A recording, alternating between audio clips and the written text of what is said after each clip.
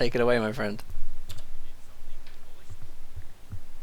Hello, hello, and a very warm welcome to everybody on the stream. We're here, living the dream.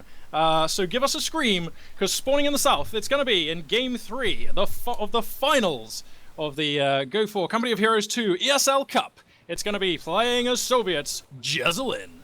And spawning up in the north, it's going to be the Wehrmacht forces of RTN Luvnest. Can he prove he's the best? Stormless, what do you think? Yes. Alright, it's on.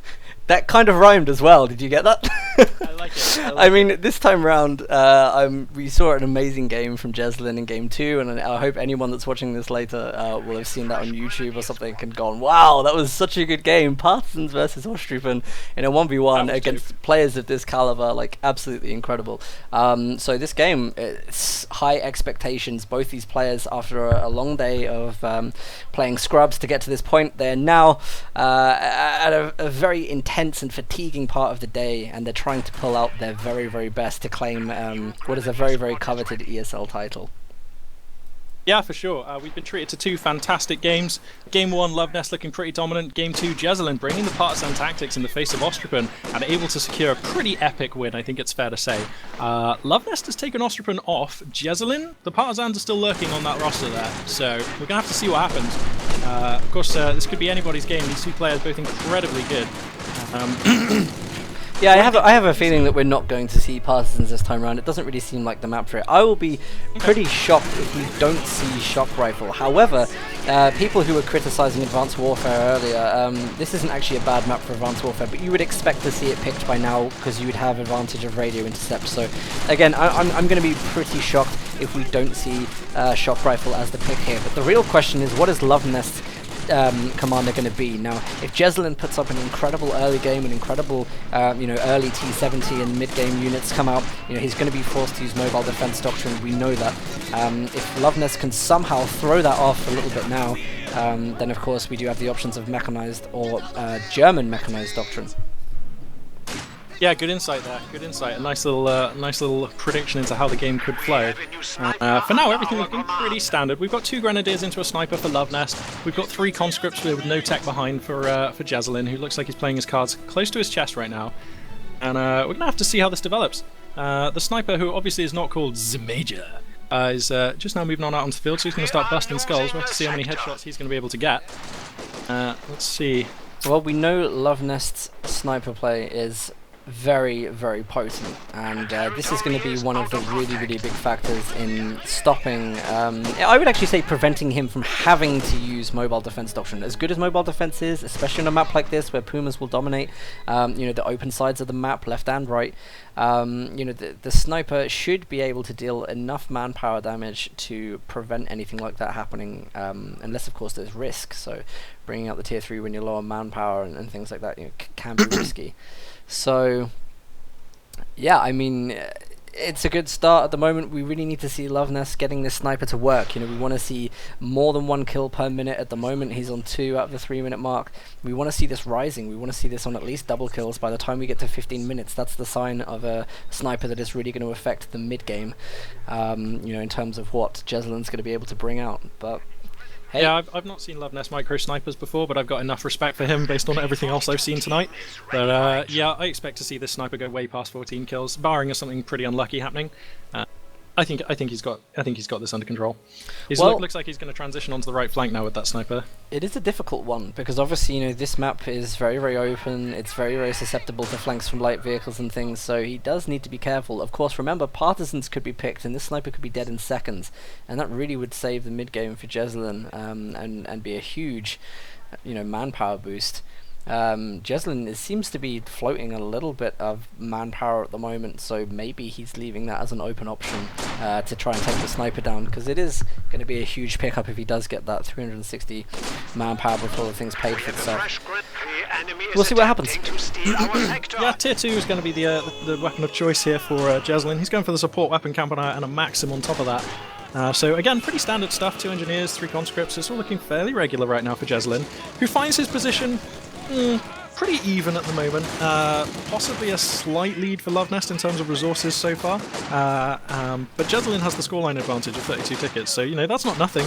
In a finals like this, those tickets could make all the difference. So just little things, little things. Yeah, it is. I mean, the strategic points don't add too much weight to your income per minute. A lot of people have this, you know, real hype when they lose map control, and they really get the feeling like they're losing because maybe they've not got one or two, you know, strategic points. The thing is, though, is that when you do look at the resources, it doesn't make too much of a difference. It's usually, you know, the double caps of big resource points. And here we go. Partisans have been picked. They pop out of the building, trying to get the sniper on retreat. Tried to block them in a little bit there, but actually, Jesulin's mistake seems to be that he didn't stand still to fire. If he stood still, he would have enjoyed a higher rate of fire than instead, whilst on the move. He didn't manage to take the sniper down, and that entire doctrine choice almost feels wasted, as Luvnest now has not taken bait to the element of surprise. He's lost the element of surprise. Those partisans are pinned down, which means they're not even going to be able to grab the MG42 just there, which I'm sure he would have liked. Looks like these conscripts going to step up to that particular job, so in the end he is going to get it. But yeah, loses the element of surprise with his commander pick. Doesn't pick off the sniper. So a couple of things there going Luvnest's way in a pretty big way, actually. Yeah, well, at least we can take one thing from it, is that Jesulin just extended his lead in the manpower side of things. Interesting, by the way, Luvnest tries to push up with the engineers, but the engineers get taken down by the crew of the Maxim. That is not something you see every day. 3 squad members wiped by the Maxim crew there. That is a big loss for Luvnest right there, who has lost the MG and the engineers like straight away in the game. I feel like that was turbo unlucky, really, but his sniper's here plinking away at the Maxim, so he's going to be able to push that back. That's going to give him some breathing space to get some work done on this left flank, which he desperately needs to do. He's also got some grenadiers reasonably unopposed out on the right flank, up in the top right. They should be able to push away those engineers with a flamer. There's only 2 of them there, so I think Luvnest at the moment stands to gain some ground, and that's just what he needs. That is just what he needs. He also still hasn't chosen his commander, so he can do whatever he likes, whereas he knows Jesulin is pinned down on this partisan doctrine. No call-in units, no off-map artillery strikes, so the lay of the battle line is known for Luvnest right now, but Jesulin still has to be on his toes, because he does not know what Luvnest is going to do in terms of picking a commander. No, he certainly doesn't. But the thing is that Jesulin doesn't have to overplay the partisans. You know, he can keep using them, and remember they're stealthed as well, so he can actually still use them, and bait is the element of the surprise for the sniper, and that's going to keep Luvnest really, really on his toes when he's playing the sniper, because he doesn't know if there's you know, partisans just waiting around the corner for him. So he is going to have to be so careful with the sniper, putting that extra pressure on him, especially in the finals game. Remember, they're going to be feeling very tense right now, and I really feel like Jesulin has taken the best start to this game that he possibly could. And, you know, the other thing to discuss, of course, is that RNG really punished Luvnest at the start of this game. Yeah, sure. Losing those pioneers to the Maxim crew was pretty unlucky. But yeah, these grenadiers on the right, can get a nice flank on this Maxim. Oh, sorry, that's an MG42, of course. That's the one which was stolen. But they're going to get forced back in the end. Meanwhile, on the left flank, I don't know, like Jesulin has got a Maxim here as well, so that's going to push away these grenadiers. And I don't know, it feels like maybe a mortar would be a nice choice for Luvnest. There's a lot of MGs on the field right now, and a mortar would go quite nicely with the sniper as well, perhaps. I don't know if it's going to be good enough to deal with partisans, though, to be honest. They're such a mobile unit that you want to have something that's good against mobile units, you know. Yeah, that's a really good observation. I'm just so unused to seeing partisans. Totally changes the game. Yeah, I mean, it's going to be different. So it's nice to see that Luvnest has got healing up in the base now. This is going to help him bring his sniper back onto the field.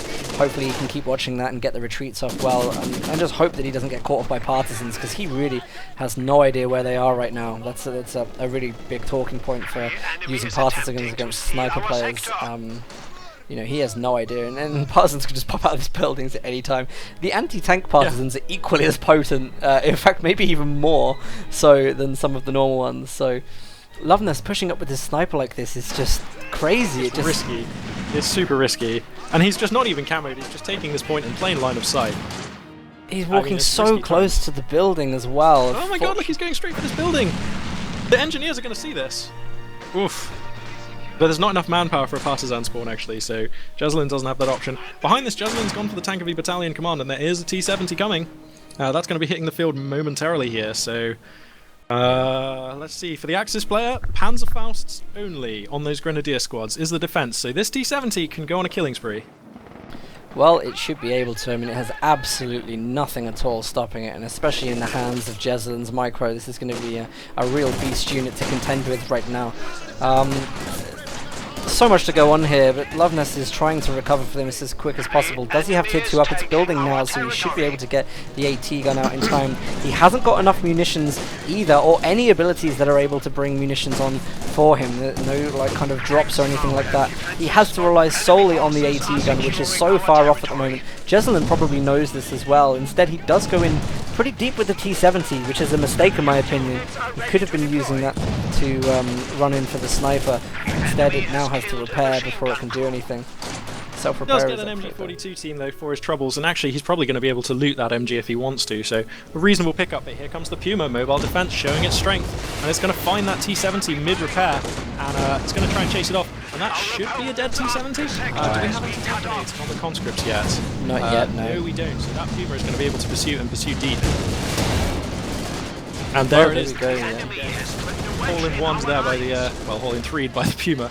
Nasty. Well, it's a really good play for Luvnest to do that, but again, that is not really the doctrine I think that he wanted to choose. You know, if it was, he would go with it from the get-go, you know, for the capping ability, but, you know, he's forced into using the Puma. Jesulin still has a very, very heavy advantage, especially in teching, and if Jesulin really wanted right now, you know, he could go for something that could deal with the Puma quite well as counters.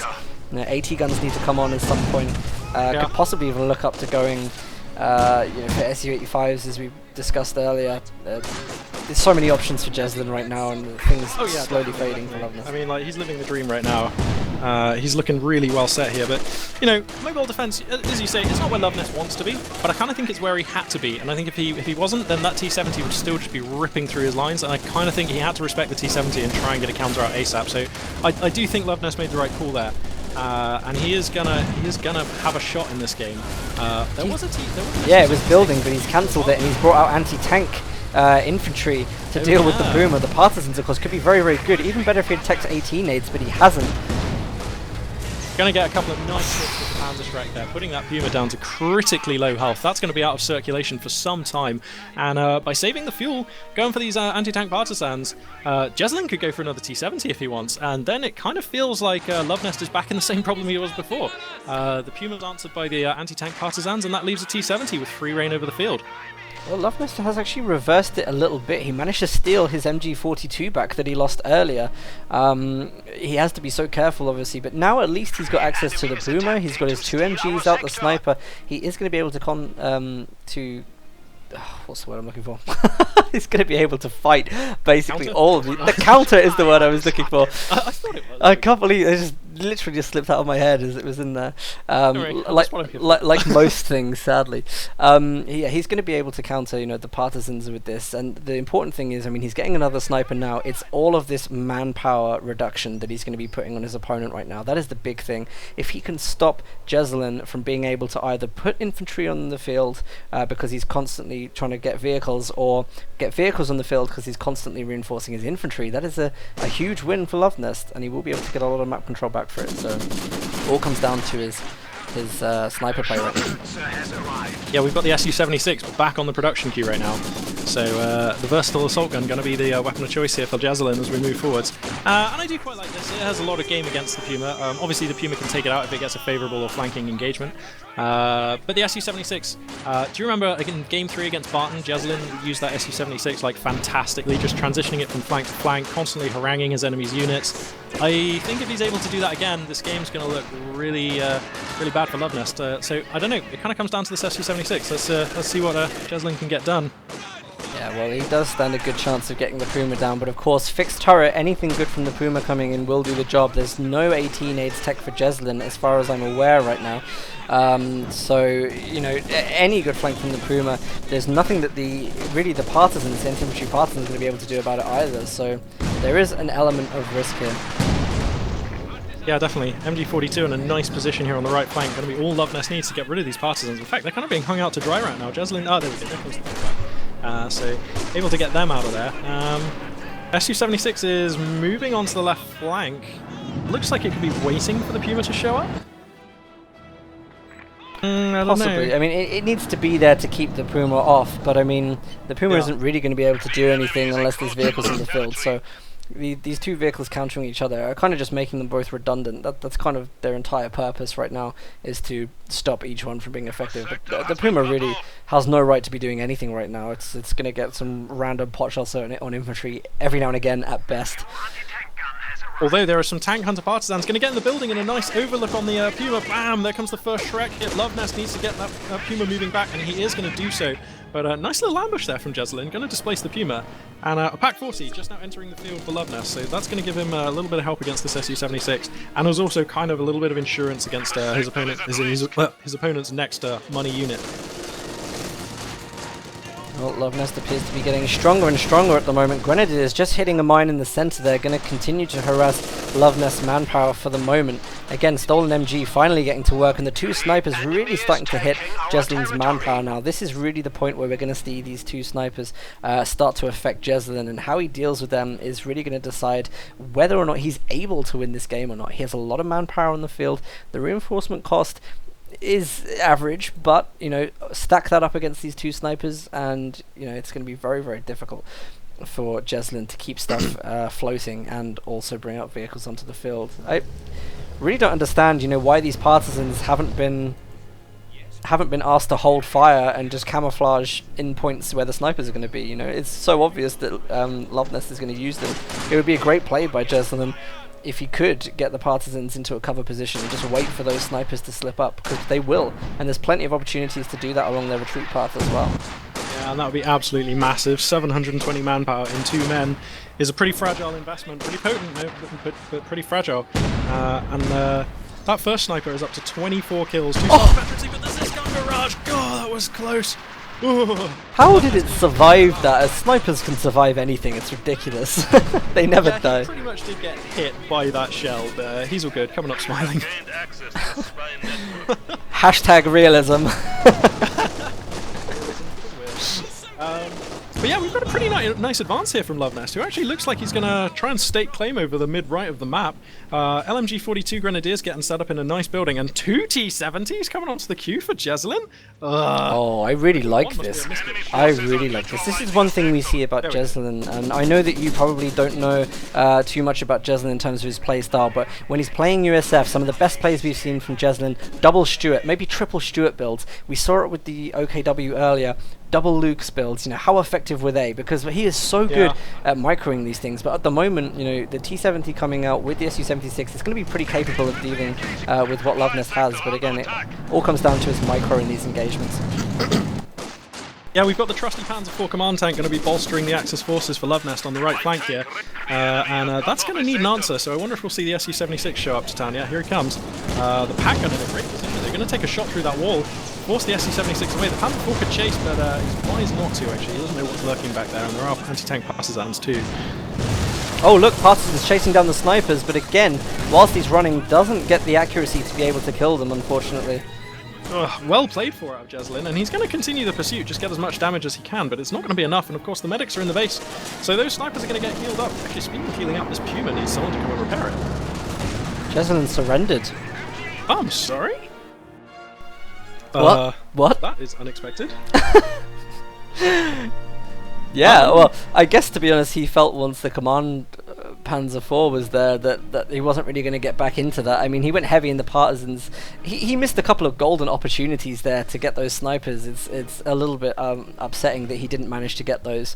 Luvnest coming back from that though. That was such an amazing early game from Jesulin. I almost feel though, you know, the focal point maybe here is Jesulin picking partisans and going deep into partisan builds. Yeah. On an open map like this, like he used it just to counter the sniper. It didn't work. It restricted everything he did from there on, and I think that's what Luvnest has done. He's just countered it so well, and Jesulin knows he's played against Luvnest so many times, you know, that wow. I mean, I've got to say, I'm a little surprised, borderline amazed that he just decided to GG there. And my reasoning for this is, you know, he still has the anti-tank partisans on the field. He's still got an SU-76. He can cobble together a defense using conscripts and AT grenades. I actually wish he doesn't have research, but, you know, he could research them. He has the money. So, I don't know. It feels to me like if I was Jesulin, I would have had, like, one more shot at it. But, you know, I don't know what Jesulin's mind state is, and I don't have Jesulin's understanding of Luvnest. So, yeah, Jesulin's going to choose this moment to tap out. So congratulations to Luvnest. He is going to be your champion this evening, taking down the ESL GO4 Company of Heroes 2 Europe Cup number 4. And congratulations to him. Wow.